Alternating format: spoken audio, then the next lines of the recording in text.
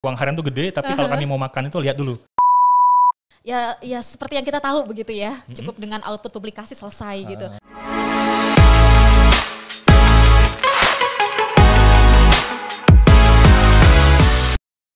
Assalamualaikum warahmatullahi wabarakatuh. Halo para sivitas akademika Universitas Bangka Belitung. UBB Berkisah kali ini memiliki tajuk yang istimewa. Jadi kita memiliki tema terkait dengan kolaborasi penelitian kampus dalam dan luar negeri. Kali ini saya juga tidak sendiri, saya didampingi oleh narasumber kita yang istimewa. Beliau adalah dosen dari Ilmu Politik, Fakultas Ilmu Sosial dan Ilmu Politik Universitas Bangka Belitung. Selamat datang Bapak Sandi Pratama, kandidat doktor ya.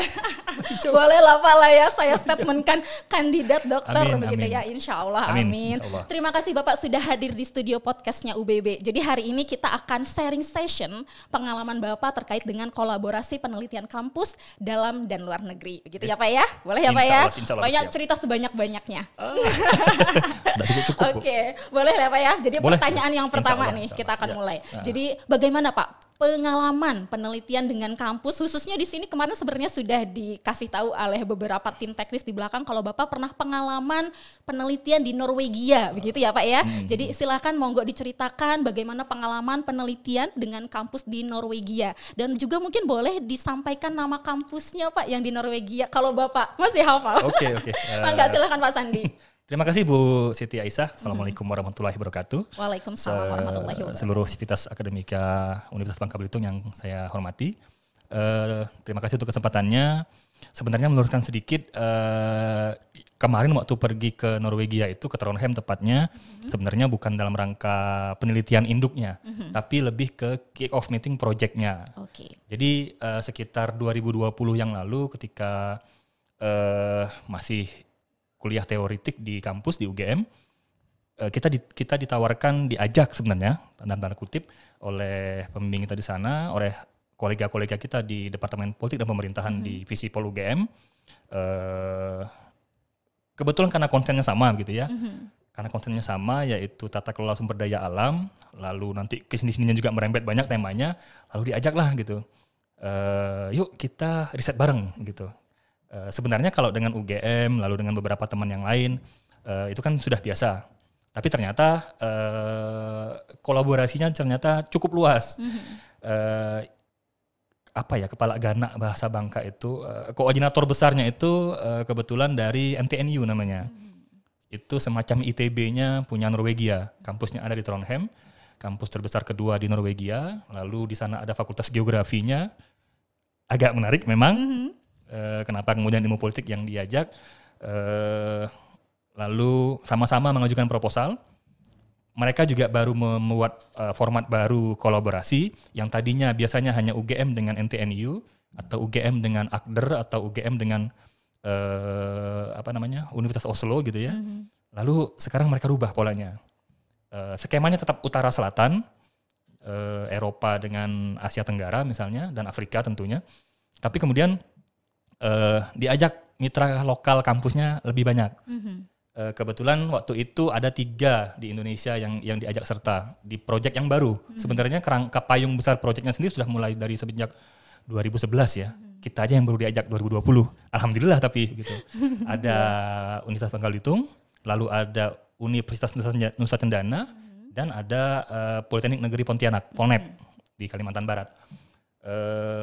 Begitu ceritanya. Jadi kemarin kemudian 2021 kita mengajukan ke lembaga namanya NORAD, atau di bawahnya itu namanya NORHED. NORHED ini semacam diktinya Norwegia. Jadi mereka punya hibah riset, sama-sama juga sebenarnya dengan kita. Cuma mungkin kerjasamanya lebih luas, utara selatan, global kolaborasinya. Kita nebeng, bahasa awalnya nebeng gitu, diminta proposal, kira-kira concern riset Anda terkait tata kelola sumber daya alam di ilmu politik UBB itu apa?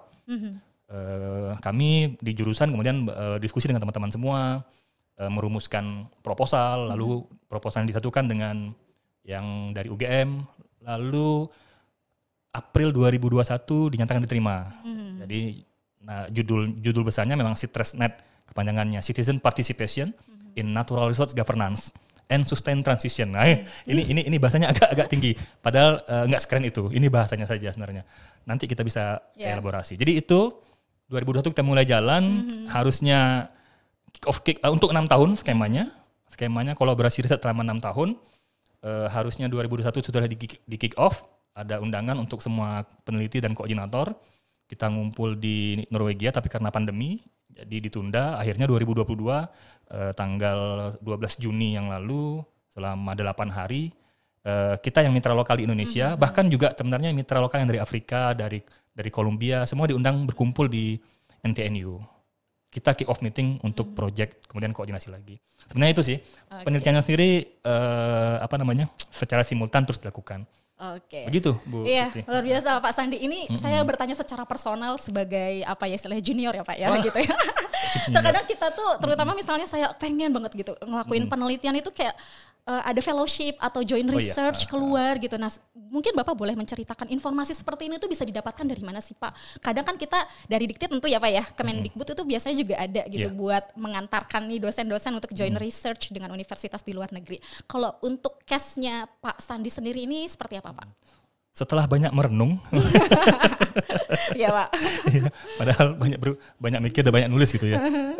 Sebenarnya kerangkanya tetap sederhana, kerangkanya sebenarnya tetap aja sama dengan apa yang kita lakukan di UBB. Kita semua mencoba memproduksi pengetahuan melalui riset.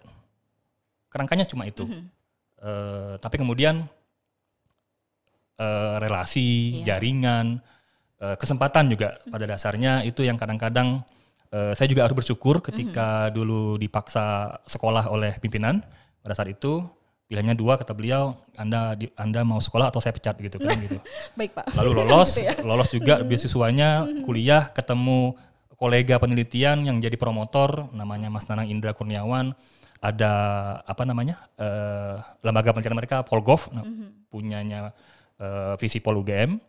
Lalu dalam diskusi sehari-hari, diskusi perkuliahan kan karena topiknya memang connect gitu. Kami menyebut di jurusan ilmu politik itu UBB kita punya 4 bidang keilmuan, bidang minat keilmuan atau bidang keahlian penelitian. Salah satunya adalah politik tata kelola sumber daya alam. Disertasi saya juga mengambil tentang itu.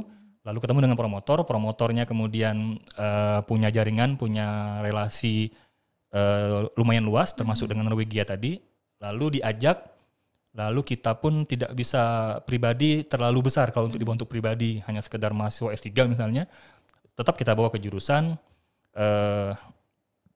Yang menyenangkannya adalah setelah terbuka pintu seperti itu, lalu kenal lagi dengan dari universitas lain di negara lain termasuk di Indonesia juga, maka kemudian skema kerjasama penelitian kolaborasi itu ternyata banyak.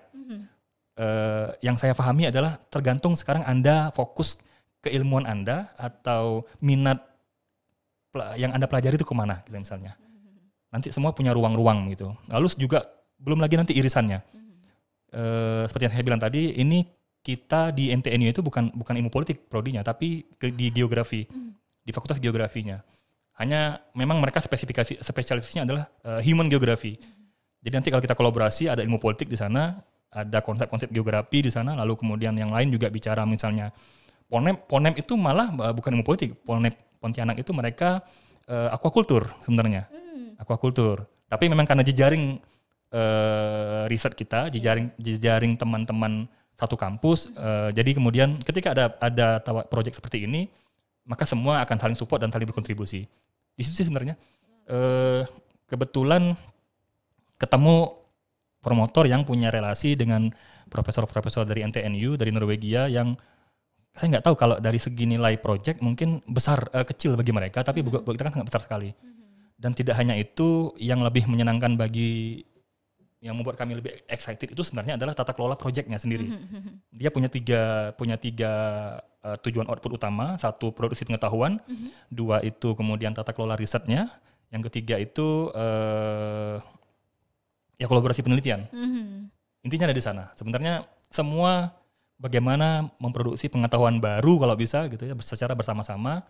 Dan kebetulan ini konsepnya lintas negara. Iya. Lintas negara. Menarik ya Pak ya. Jadi multidisiplin ya kalau saya melihat di sini ya. Interdisiplin. Jadi kalau di sana sendiri, di Norway-nya sendiri malah fakultasnya itu geografi ya. Kalau dipikir-pikir memang alam sekali gitu ya. Gitu. Cuman mereka di sana mengkolaborasikannya dengan ilmu politik, juga dengan aquaculture ya gitu. Padahal kan notabene itu lebih ke fisheries ya, perikanan begitu. Cukup menarik sekali Pak Sandi ya. Jadi mungkin boleh juga diceritakan pada kami di sini proses persiapannya itu seperti apa Pak, mulai dari proses perencanaannya sampai ke tahap publikasinya. Juga mungkin di sini saya tadi kurang begitu apa ya istilahnya, apakah Bapak boleh menstatementkan juga kalau ini tuh termasuk skema kompetisi tidak sih Pak begitu? Ya, itu juga mungkin boleh disampaikan Pak Sandi, silahkan. Secara teknis kita kompetisi di sana. Tapi kampus induknya, institusi induknya adalah NTNU di Norwegia. Lalu tapi melibatkan mitra lokal di selatannya itu ada 4 kampus tadi di Indonesia, kebetulan Indonesia semua. Lalu banyak kampus di NTNU yang sama seperti kita, misalnya mengikuti kompetisi penelitian dasar seperti itu, penelitian kompetensi gitu, sama skemanya sama. Lalu tapi yang berbeda mereka mitranya sudah global, itu saja. Tapi kemudian mereka selalu memperbarui derajatnya ada di mana gitu misalnya. Sekarang mereka mencoba melebarkan sayap tidak hanya dengan UGM, tapi misalnya dengan UBB kondisinya bagaimana? Apa yang Anda butuhkan? Concern Anda kemana? Kira-kira kalau kami punya ini, Anda pengennya masuknya di mana? Gitu. Itu yang substansi. Tapi ternyata secara teknis, administratif terutama itu jauh lebih apa ya? Mungkin keteraturannya yang bisa yang jadikan kami lesson learn yang terbaiknya ada di sana.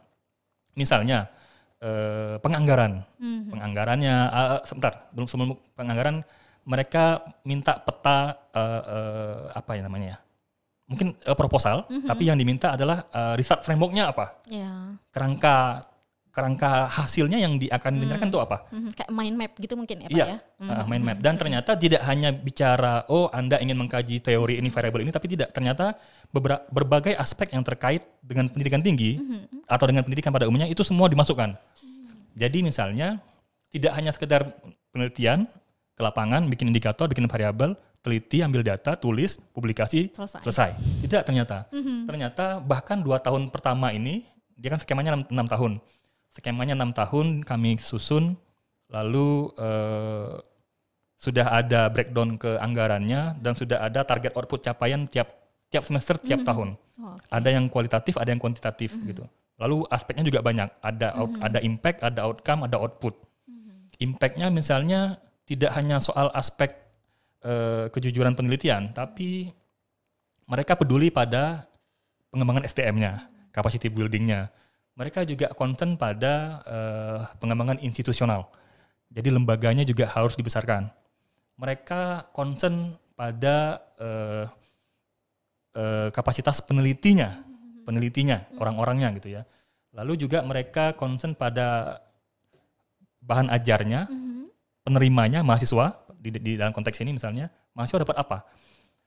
Bahkan beberapa aspek yang biasanya kita hanya jadi lip service saja, seperti misalnya inklusivitas, responsif gender, akuntabel, itu semua kita kemas dalam bentuk yang sangat rapi, sangat terukur gitu ya. Saya nggak tahu kalau di teknik ya, kalau di sosial itu jarang sekali ketemu hal-hal yang cukup tersistematis seperti itu, terukur, tersistematis.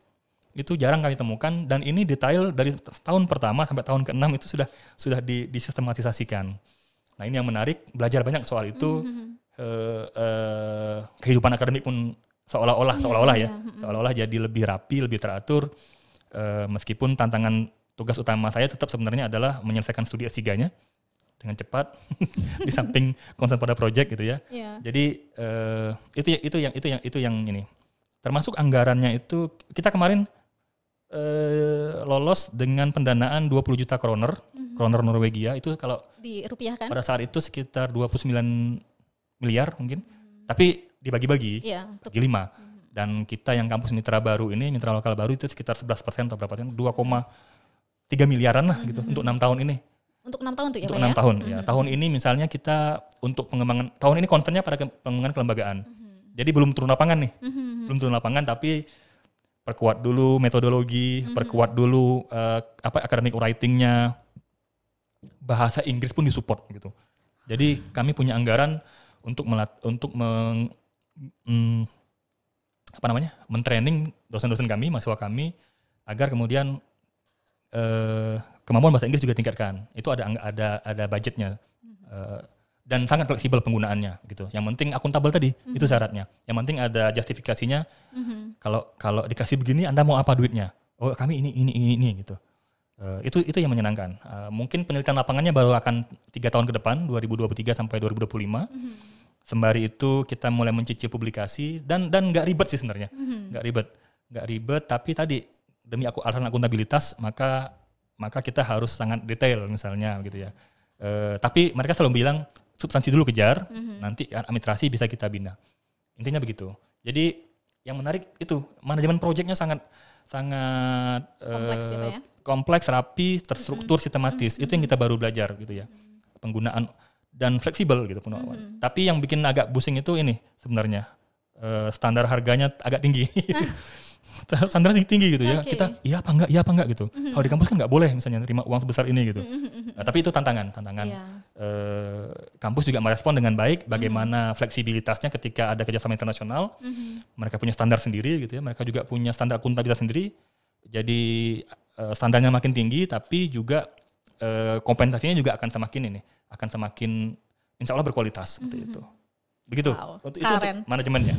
Keren sekali Pak Sandi, luar biasa. Maksudnya saya jadi ikut belajar di sini dari cerita yang Bapak sampaikan. Betul sekali tadi Bapak menyampaikan bahwa memang yang kita tahu yang namanya kolaborasi riset itu sebatas kita mengerjakan penelitian bersama, lalu kita menulis bersama, lalu hasilnya outputnya publikasi bersama gitu.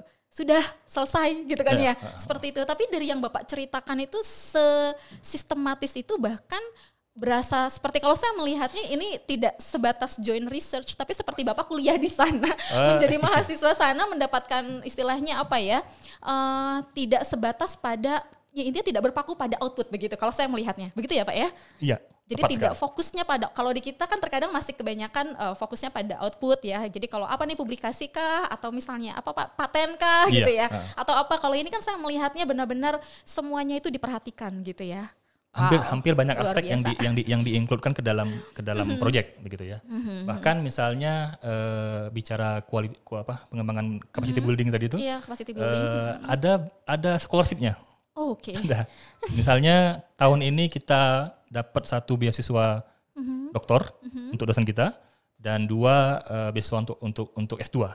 Alumni di ilmu politik gitu. Oke, itu dari project, dari project, didanai project, tapi uangnya di UGM. Cuma kita bagi dari 4 kampus ini, kita bagi proporsi lah begitu ya. Pak Randy yang berangkat kemarin begitu.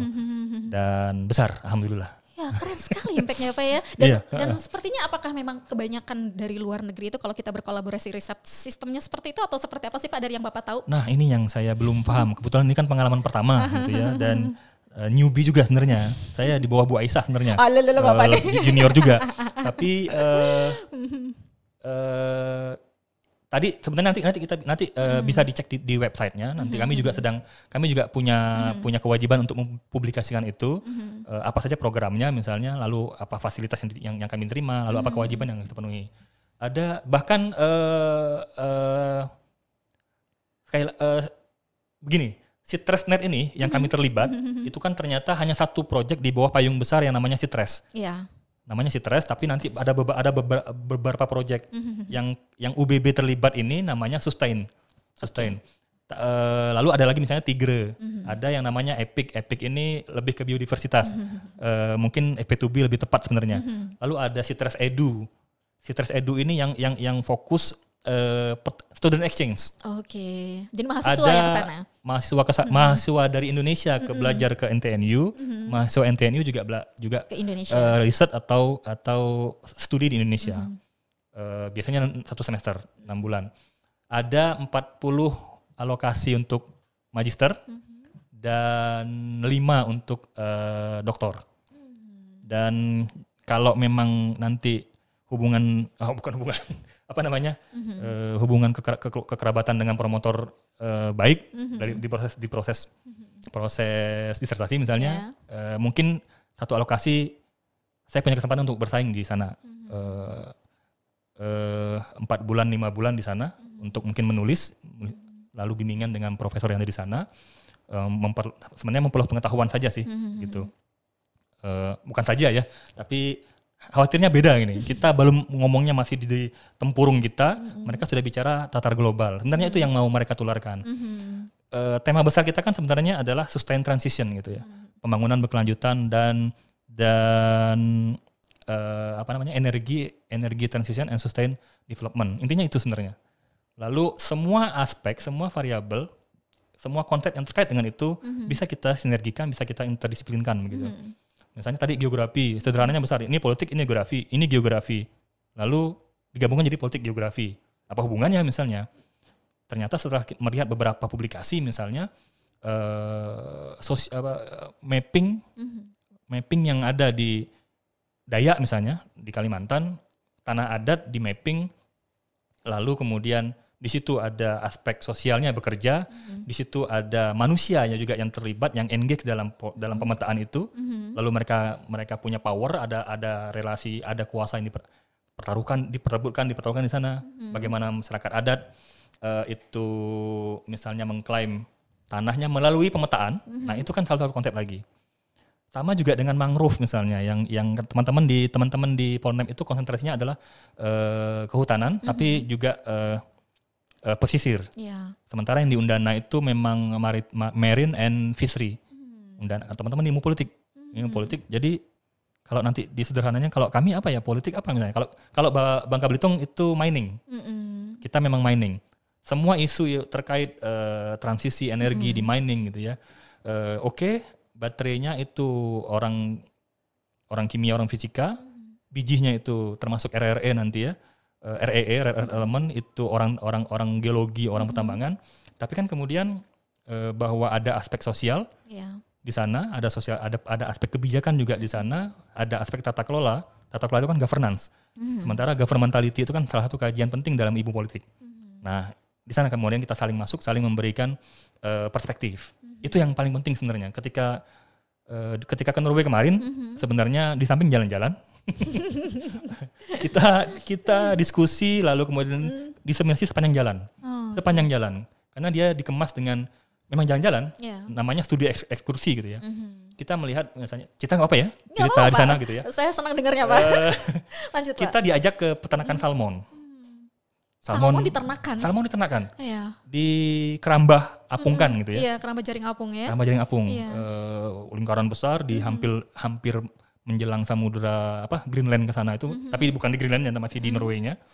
Di banyak di sana ada beberapa keramba yang lebarnya seperti pesawat Boeing, katanya Boeing 747. Lalu ada salmon di dalamnya. Yeah. Saya lupa karena terpana dengan alamnya gitu ya. Mereka bilang, saya lupa prosesnya gimana. Tapi kalau nggak salah, mereka ngambil salmon dari yang sudah balik dari daratan ya, gitu ya. Mereka bermigrasi. Nah, mereka ambil salmon yang sudah bertelur di hulu, di sungai. Ketika mau ke laut, mereka ambil, mereka ternakkan. Okay. Nah, mereka berharap ekonomi mereka akan ditopang oleh sektor-sektor yang sustainable seperti itu. Dan itu memang sudah mereka lakukan. Tapi ternyata kan tidak semulus itu ternyata. Ada masalah persaingan antara pemodal besar dengan pemodal kecil. Sama dengan di kita. Misalnya dengan tambang. Ada kondisi ketidakberimbangan ketika kita bicara penambang, ada swasta, ada BUMN, ada juga pemilik modal besar sebagai kontraktornya, ada juga penambang rakyat. Penambang rakyat juga nanti dibagi lagi gitu. Ada penambang rakyat yang mampu bikin TI Tower seharga 450 juta gitu ya. Ada tambang rakyat yang hanya modalnya satu mesin, pipa dan segala macam dengan rekan kecil. Ada juga yang hanya modal piring atau dulang. Mereka juga menemukan permasalahan yang sama. Ada pemodal besar yang bisa hampir mengkooptasi semua peternakan salmon di sana. Tapi ada juga yang masyarakat kecilnya juga ingin juga begitu. Artinya kan tetap ada masalah di sana. Lalu tenaga kerja juga masalah. Orang Norwegia katanya standar upahnya sangat tinggi. Makanya ketika kami ke sana, uang kita tuh nggak ada artinya. Biarpun besar nggak ada artinya. Saya dengan Pak Ibrahim itu kalau makan mesti menilai harga dulu gitu. Jadi kalau makan tuh lihat menu itu dari kanan ke kiri.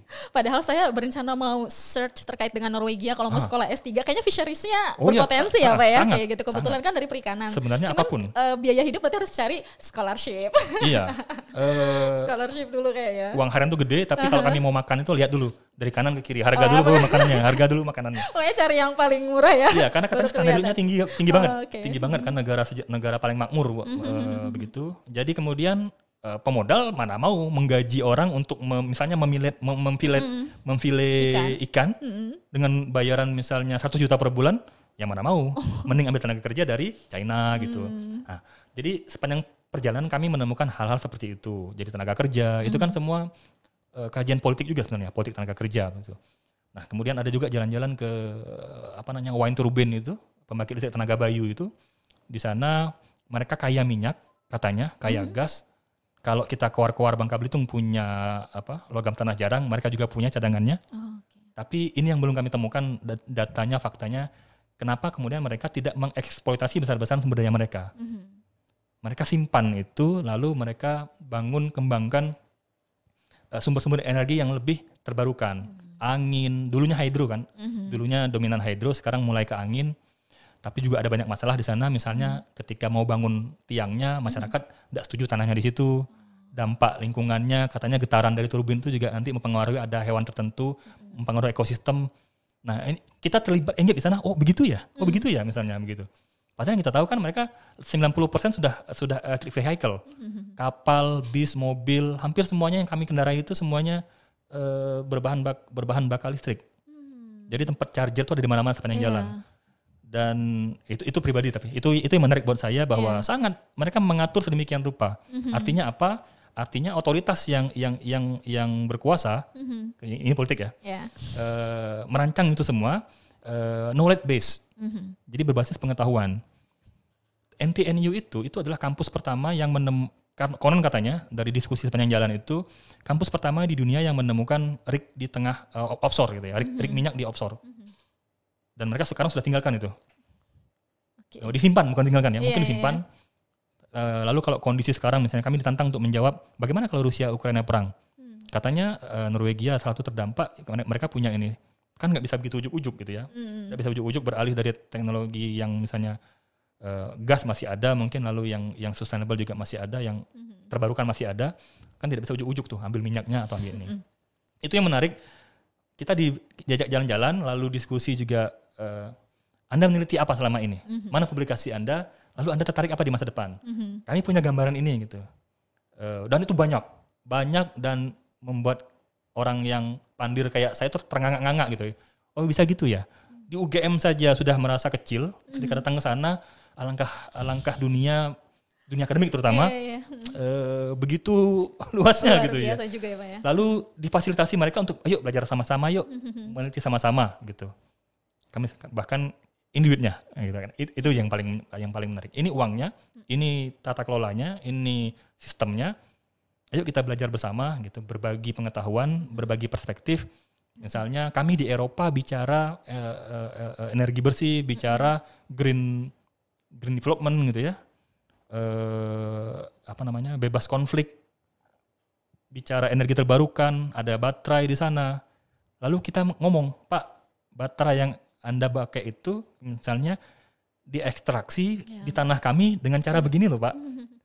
Dengan cara, mohon maaf misalnya penambang-penambang rakyat yang ada di lubang-lubang Camoy itu, bahkan juga di pesisir pantai yang secara misalnya martabat, mohon maaf misalnya, atau secara kalau bicara hak asasi manusia itu masih jauh untuk mencapai ke sana gitu ya. Tidak ada jaminan keselamatan, lalu juga proporsi distribusi keuntungannya juga tidak berkeadilan gitu ya. Lalu di sana misalnya orang Eropa berbicara, Uni Eropa bicara, oh kami energi bersih segala macam. Padahal di hulunya, di kampung kita, di tanah kita, faktanya seperti ini. Tidak mana yang kita bilang memanusiakan manusia gitu kan. Nah, mereka paham itu, mereka tahu itu, dan mereka sangat menarik, sangat tertarik gitu ya. Tidak hanya itu baru satu contoh di mining dan timah misalnya. Lalu bagaimana dengan minyak di Wonocolo gitu ya, lalu kemudian sawit, lalu tadi perikanan segala macam. Belum lagi nanti energi-energi yang baru. Jadi sebenarnya sama, tadi saya bilang di awal, concernnya adalah produksi pengetahuan. Tujuannya. Concernnya adalah sustain transition, peralihan yang berkelanjutan gitu ya. Lalu di sana ada apa? Ada masalah apa? Ada kajian apa? Itu nanti kita diseminasikan bersama, diskusikan bersama, ambil data bersama, lalu kita kemas, beri perspektif ini misalnya. Teman-teman di NTNU yang teknik misalnya di geografi maupun di yang lainnya, di UGM juga geografi ikut serta di proyek ini. Pengetahuan baru apa yang bisa kemudian kita sama-sama sharing di sini, sama-sama kita kembangkan. Sebenarnya itu yang mereka mau. Masalah kemudian capaian formalnya harus ada buku sekian, publikasi sekian.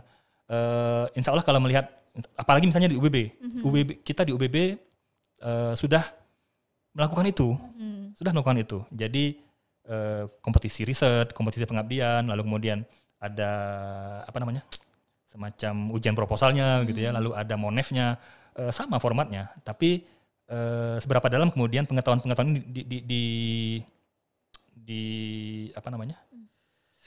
disatukan misalnya, di combine gitu ya, lalu menciptakan. Saya dulu ingat pas masuk LPPM waktu baru-baru jadi dosen itu ada Renstra penelitian gitu ya. Sampai sekarang itu masih ada di kepala saya gitu. Ada capaian-capaiannya gitu ya. Kapan ini tahun berapa harusnya kita sudah punya keahlian, bidang keahlian di sektor ini. Nah, itu yang kemudian saya temukan kembali ketika bergabung dengan proyek kolaborasi ini, Joint Research ini, bahwa UBB sudah bikin itu. Cuma kemudian nampaknya kalau untuk implementasinya kita mesti merearrange gitu ya, menyusun ulang, mengevaluasi ulang, dan ini memang tidak mudah. Tapi setidaknya kami di ilmu politik misalnya, di ilmu politik sudah punya komitmen untuk itu. Jadi kami prodi ilmu politik dengan support dari funding ini, kita di salah satu bidang keahlian yang ingin kami kembangkan, baik di kami dosennya, di mahasiswa juga, lalu kemudian di ekosistem riset di UBB, kita pengen kami akan di sini satu. Di bidang lain juga kami juga coba berkreasi, misalnya di politik identitas dan global kontemporer gitu ya. Kita punya kelas internasional yang isunya adalah isu satu Asia, satu Eropa gitu. Ya, di kelas internasional. Nah, jadi kami berbagi tugas, lalu dan ini juga kelabakan mengerjakannya karena manajemen di dalam berbagi, seperti Bu Aisyah tahu lah bagaimana kita berbagi tubuh, berbagi pikiran gitu ya. Jadi ada kelemahan untuk ini tahun kedua, tapi mudah-mudahan tahun depan sudah mulai ada perbaikan tata kelola. Kami belajar itu dan mereka masih memaklumi selama Anda selesaikan dan ada justifikasinya. Apa alasannya gitu. Mereka cukup rasional intinya. Tapi tetap ya responsible ya. Itu yang kata kuncinya. Rencana tahun depan itu mulai riset. Jadi anggaran tahun depan itu difokuskan untuk mulai riset. Ada riset lapangan, magang, lalu kemudian beasiswa masih ada. Dan salah satu yang mereka minta, yang kelembagaan tadi misalnya, yang ini juga mimpi kami bersama, tapi ketika lihat faktanya di belakang, wah ini tantangan berat. Bahwa kami harus, salah satu output dari Joint Research ini adalah ilmu politik UBB harus punya new master program S2 gitu ya. Tapi kan kita tahu doktornya masih berapa, makanya kita percepat. Sekarang yang mau sekolah oleh Pak Kajur kami, sekolah aja. Tahun depan mungkin Pak Kajurnya juga berangkat gitu. Itu sebenarnya. Jadi, luar biasa. Kompleks. Banyak yang mau diceritakan tapi dari mana ya gitu ya. Luar biasa Pak Sandi. Memang saya istilahnya dengan orang awam seperti ini ngehnya gitu ya, atau tahunya yang namanya kolaborasi riset itu ya seperti yang kita tahu begitu ya, cukup dengan output publikasi selesai gitu. Namun ternyata ini wow gitu, saya sampai speechless sebenarnya. Jadi sampai benar-benar ke capacity buildingnya pun tuh istilahnya diperhatikan oleh mereka. Kelembagaannya juga diperhatikan oleh mereka, apalagi sampai harus mengeluarkan scholarship juga gitu ya, seperti itu. Itu luar biasa sekali berarti ini joint research-nya. Wow, mantap gitu. Dan ini saya penasaran juga, berarti penelitian ini itu temanya diserahkan kembali pada peneliti, disesuaikan dengan potensi wilayah tersebut begitu. Kalau di sini misalnya Bangka Belitung potensinya adalah tambang, maka penelitiannya itu sesuaikan dengan yang di sini begitu ya Pak ya? Iya. dulu kita sempat memilih lokus misalnya di proposal kita cantumkan tadi yang saya sebutkan UBB itu misalnya kita usulkan untuk mining, miningnya itu bisa apa saja, bisa timah, bisa logam tanah jarang, bisa thorium misalnya. Lalu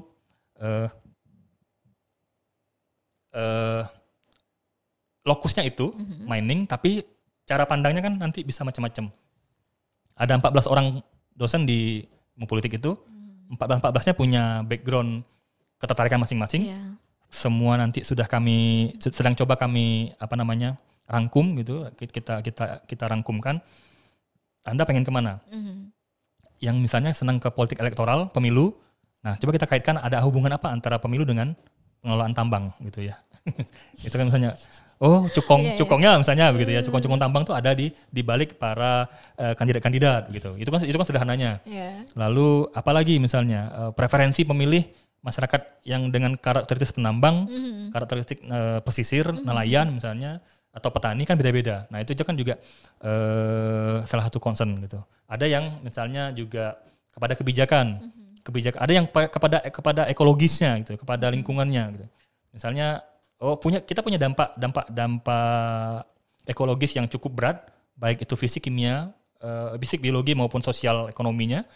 Lalu coba di politik siapa yang concern ke sana untuk dampak misalnya ada kesempatan untuk kemudian riset tentang itu gitu misalnya. Di samping sebenarnya semuanya bisa simultan sih, bisa berbarengan ketika mengerjakan. Selama misalnya roadmap-nya ini, saya pilih ini, lalu aspek ini bisa untuk PDTU, aspek ini bisa untuk ke dikti misalnya, yang ini bisa untuk pengabdian, lalu ini untuk proyek keluar dan lain-lain sebagainya. Sebenarnya begitu.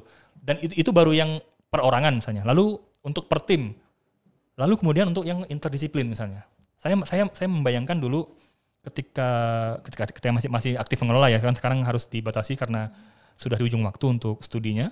Jadi harus balik fokus dulu ke disertasi. Saya dulu membayangkan begini. Indikator-indikator yang sudah kita rumuskan bersama, baik di internal mitra UBB misalnya maupun antar mitra. Waktu kita ke Norwegia kan kita sudah merumuskan tuh. Ini kita mau ke sini misalnya. Partisipasi topiknya. Lalu kemudian ini emisi, pengurangan emisi karbon misalnya.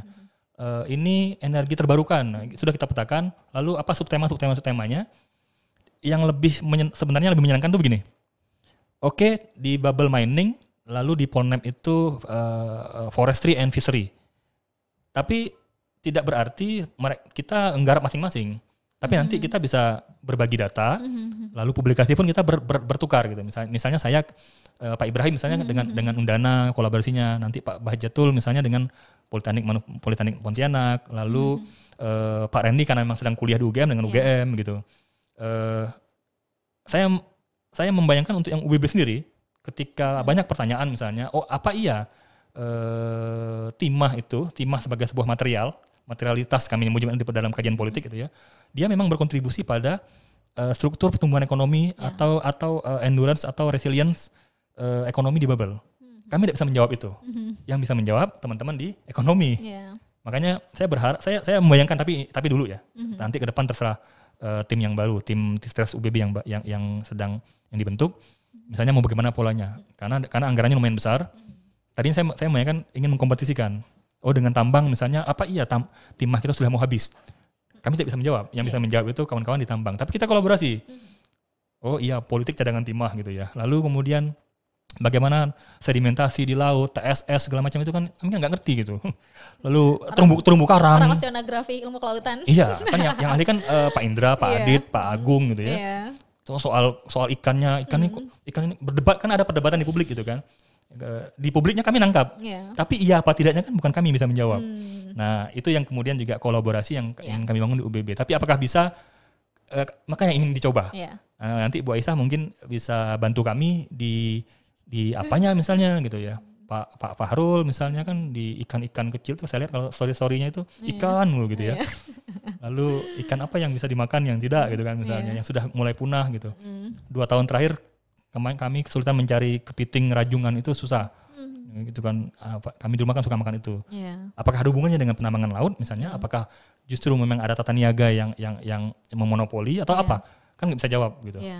Tapi kami concern pada kemudian tata kelolanya.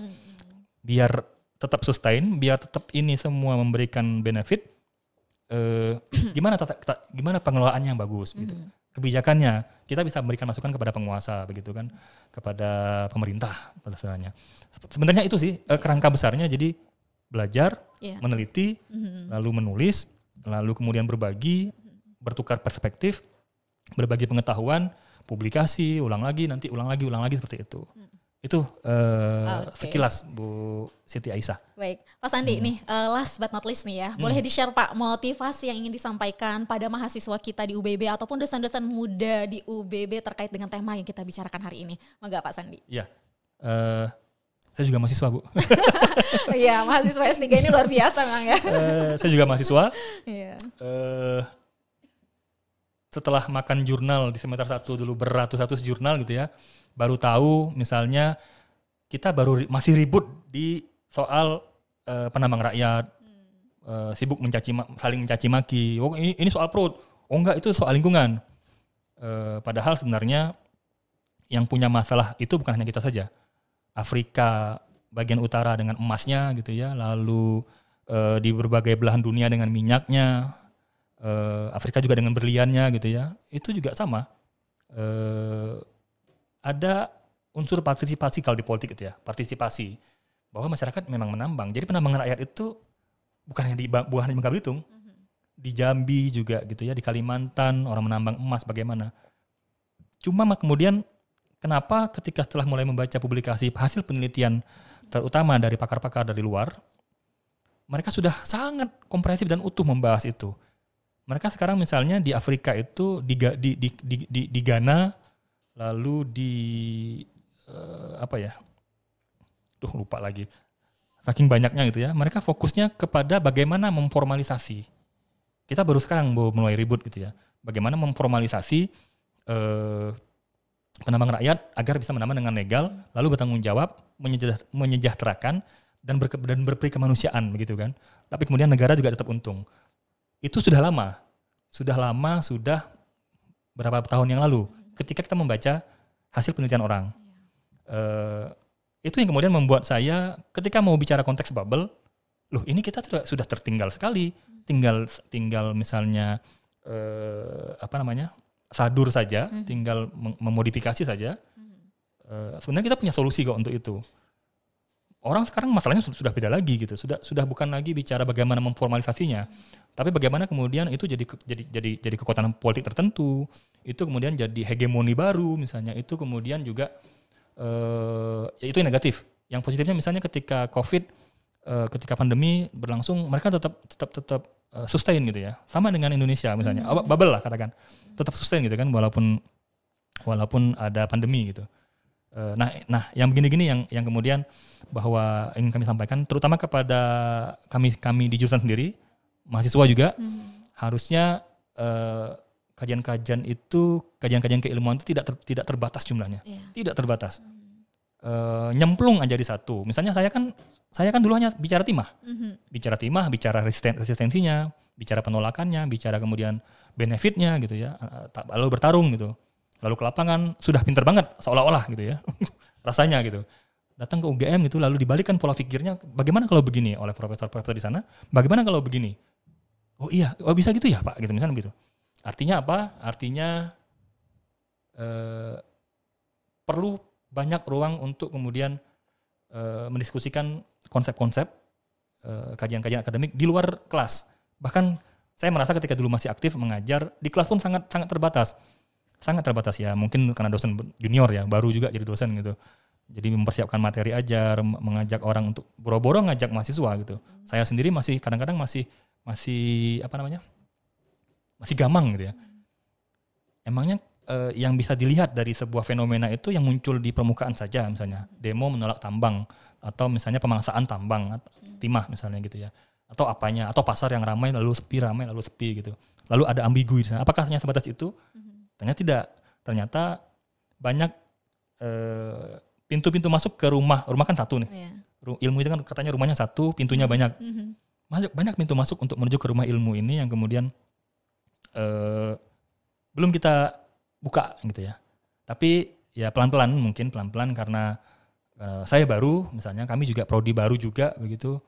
Tapi pelan-pelan dengan diajak belajar dengan pihak luar, lalu berkolaborasi dengan internal, berbagi ilmu. Sebenarnya bahkan saya menemukan kalau mau main ke FP2B aja 2 bulan aja misalnya, itu sudah banyak sekali perubahan yang bisa kami lakukan di ilmu politik misalnya. Oh begitu ya cara pandang ekologis teman-teman di ilmu kelautan, teman-teman di MSP, di BDP misalnya, lalu teman-teman di agrotek. Ketika kita bicara bubble utuh, ini baru bubble loh, baru bubble utuh, meskipun konteksnya tetap berlaku global gitu ya. Jadi gimana ya? Karena saya memang kebetulan mahasiswa, jadi mungkin idealismenya masih idealisme sebenarnya tekanan, bukan idealisme, ini tekanan sebenarnya untuk menjadi segera pintar dan segera selesai itu, segera menyelesaikan studi itu ditambah gregetnya tadi. Oh ternyata ilmu begitu luas ya. Semoga teman-teman yang lain, kolega-kolega yang lain juga dapat melihat hal yang sama gitu ya. Begitu. Sebenarnya kurang lebih. Luar biasa Pak Sandi. Wah. Luar biasa sekali ya. Tadi sudah dikasih timer sebenarnya, cuman wow saya seru sekali. Kayaknya pengen langsung ngobrol lagi gitu. Gimana Pak Sandi? Ada yang mau disampaikan lagi? Kira-kira? Kami punya syarat gender, keberhasilan gender di prasyarat di riset ini misalnya. Mereka sangat menekankan itu. Beberapa indikator tuh hasilnya 50%, minimal 50% perempuan. Gitu bahasanya. Outputnya. Misalnya ada pelatihan. Pesertanya harus minimal 50% perempuan. Ada beasiswa, minimal 50%-nya perempuan gitu ya. Kita di ilmu politik itu 14 orang itu hanya 2 perempuannya. Jadi maksud saya kalau Bu Aisyah mau masuk di politik misalnya. Bukan saya masuk ke politik ya, beasiswanya bisa saya dapatkan Pak. Itu juga bisa, tapi sudah diambil Pak Randy gitu. Kecuali iya. Pak Randy dijilbabin gitu ya. Itu bisa. Tapi dari 3 itu satunya insya Allah perempuan, 2-nya satu sudah kuliah, 1 perempuan. Tapi kebalikannya itu misalnya mahasiswa kami lebih banyak perempuan. Jadi akhirnya program pun diperbanyak untuk yang mahasiswa dan lebih bagus menurut saya. Misalnya pendampingan untuk teman-teman yang sudah semester akhir. Lalu kemudian pendampingan menulis bagi mereka yang ini. Ini yang sedang kami rencanakan dan teman-teman di jurusan sedang menyiapkan itu. Itu mungkin ini yang saya omongkan ini bahasa proposal sebenarnya. Bahasa proposalnya luar biasa tapi ini bahasa proposal. Kayaknya proposalnya sampai lolos ya Pak ya. Saya nggak tahu sih, tapi setelah baca ulang proposal yang dulu saya susun dengan Pak Ibrahim itu bermalam-malam dulu itu 2020, kok di mata anggarannya apa yang kita minta itu yang mereka kabulkan. Kita minta bahasa Inggris, kita minta beasiswa, kita minta magang, kita minta pertukaran, semua disetujui. Tapi saya nggak tahu ya apakah memang karena itu, apa memang connect atau memang begitu cara kerjanya. Nanti mudah-mudahan ada kerjasama berikutnya. Bu Aisyah misalnya kami diajak, saya pengen bagi ke Jepang misalnya. Wah, saya yang harus belajar sebenarnya nih sama Pak Sandi. Pak Sandi luar biasa sekali, terima kasih buat sharing sessionnya. Insya Allah mudah-mudahan ini memberikan informasi baru untuk para program studi ya Pak ya. Maksudnya tidak secara personal, saya benar-benar speechless Pak. Wow, luar biasa gitu. Jujur karena memang masih newbie kata Bapak tadi. Jadi yang Bapak sampaikan itu ternyata ada yang seperti ini gitu, yang namanya joint research sekompleks ini begitu ya, seperti itu. Jadi mudah-mudahan nanti harapannya ke depan program studi bisa berkolaborasi tidak hanya antar prodi di dalam internalnya UBB saja, melainkan juga bisa berkolaborasi riset baik di dalam negeri maupun mengepakkan sayapnya ke dunia internasional begitu ya Pak Sandi ya. Pak Sandi sekali lagi terima kasih banyak buat sharing-sharingnya dengan kita di sini begitu. Mudah-mudahan dilancarkan proyeknya 6 tahun ya Pak ya. Ini tahun keberapa Pak? Tahun kedua. Tahun kedua 2020. Masih ada 4 tahun lagi. Mudah-mudahan dilancarkan juga disertasinya tahun keberapa Pak? Ini tahun terakhir. Tahun terakhir. Ya, mudah-mudahan segera wisuda ya Pak ya. Sehat selalu Pak Sandi. Sekali lagi terima kasih banyak. Sama-sama. Terima kasih kesempatannya. Baik, demikian sharing session kita hari ini. Semoga bermanfaat. Sampai jumpa di lain kesempatan. Saya Aisyah, mohon undur diri. Wassalamualaikum warahmatullahi wabarakatuh. Waalaikumsalam warahmatullahi wabarakatuh.